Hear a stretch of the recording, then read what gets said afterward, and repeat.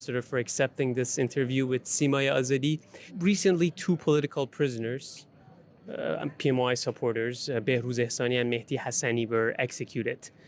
And at least 14 other PMI supporters are on the death row. You are among over 300 personalities who signed a statement. They sent a statement urging the international community to stop their execution, and you later condemned this execution. Can you please elaborate a bit about this situation?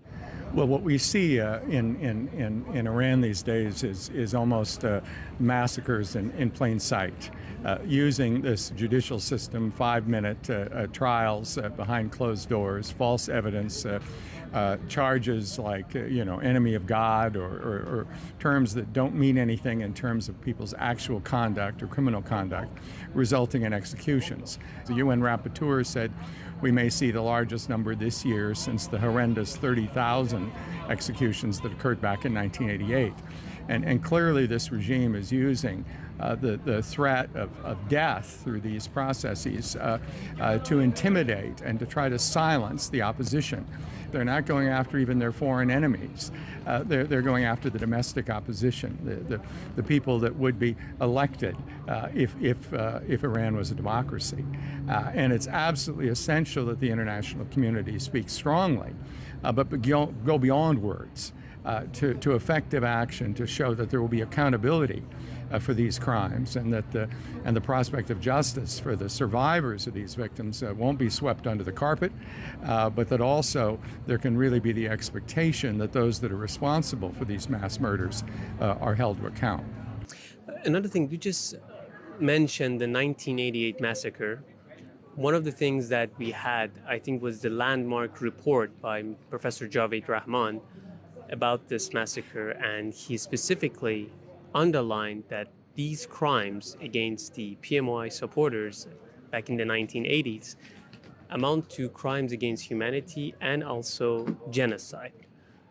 As an expert, what is your opinion about this report, and what should have the international community have done since this report was published and they haven't done it? Well, it's essential to hold the people responsible for those crimes to account. Obviously, we had people like late President Raisi, who led those executions, who's no longer with us. But there are thousands of others that have moved into positions in this regime that are responsible for those crimes, and some who may be abroad, and some who may have assets abroad. They need to be held accountable. The professor is clear these are international crimes, and in many countries of the world, crimes can be prosecuted even if they're not committed in those countries, if they're international crimes, and even for crimes that committed in 1988, because they were international crimes at that time. And so what we've done in other situations, like for instance in Syria, where we've had, of course, a regime under Assad that was strongly supported by Iran and by its militia Hezbollah, and one of the reasons that a vicious dictator was able to stay in power so long and to kill 500,000 of his own people and essentially destroy half the country, drive off half the population, engage in mass murder and mass disappearance, torture, use of chemical weapons, etc.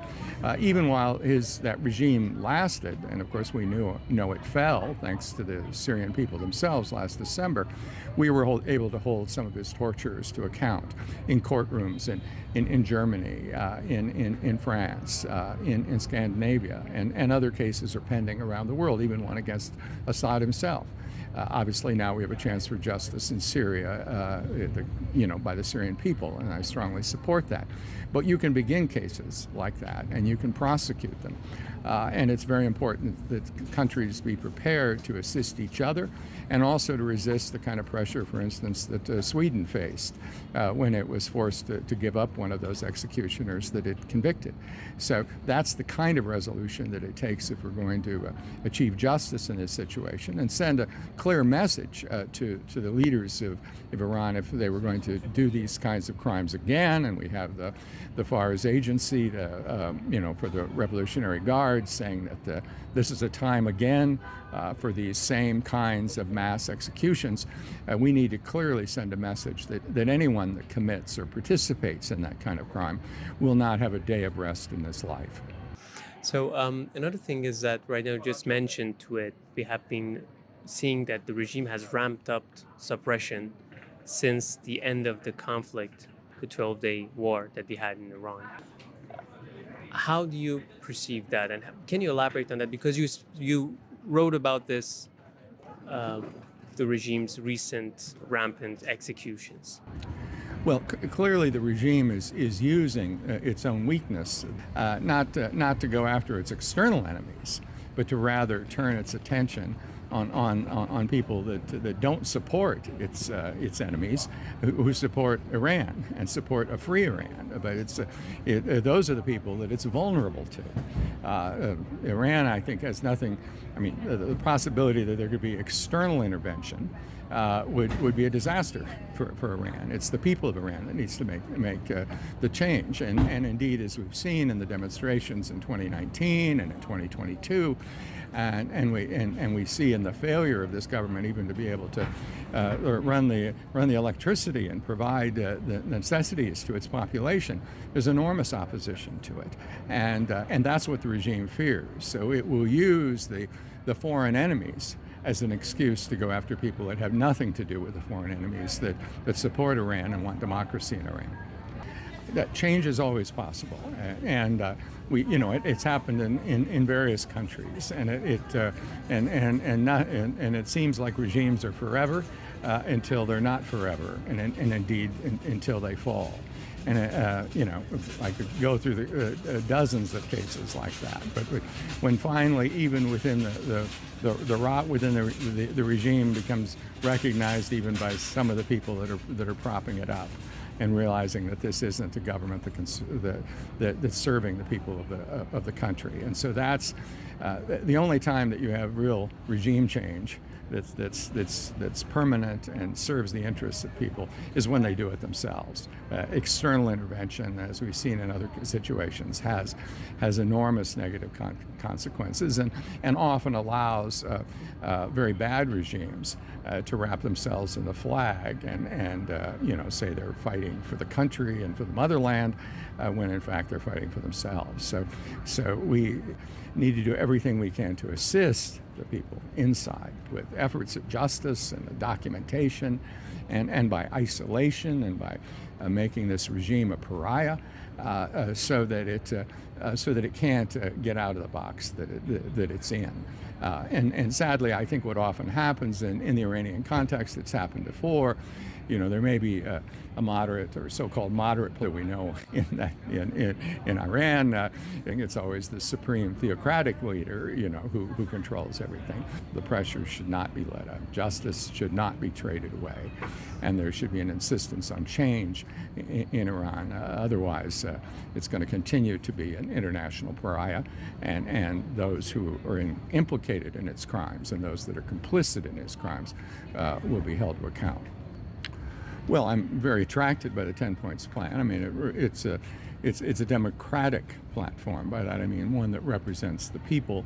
It recognizes that human rights are universal. They're not just for people in certain countries. They're for people everywhere, and rejects the death penalty, rejects restoration of monarchy, that kind of approach. It calls for a democratic solution. And in other situations where we've had transitions, we haven't had the opposition or those that gain power speak so forcefully in favor of these principles. And there's often situations where one dictator follows another, looks like a savior, and quickly follows the sort of playbook, uses the same prisons, the same shackles, the same tools to torture those that oppose a new regime. And I think this particular program, gives us on the outside, I think, great hope that when we have a transition in Iran, it will be for the benefit of all of the people.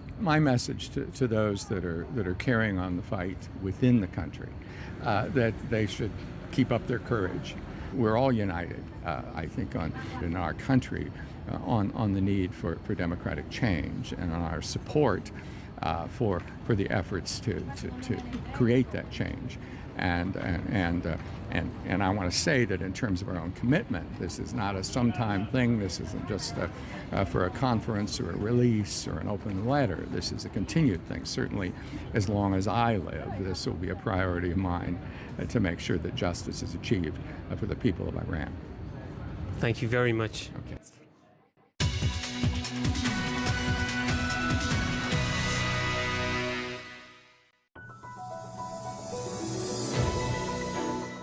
فرهیختگان ولایتی. پرونده افرادی چون بهروز احسانی نشان می‌دهد اعدام مجاهدین در سال 67 تا چه اندازه به جا صورت گرفته. شاید اگر آن روز به سزای اعمال خود نمی رسیدند، امروز هسته‌های ترور در پروژه 1000 میدان مجاهدین تکثیر شده بودند.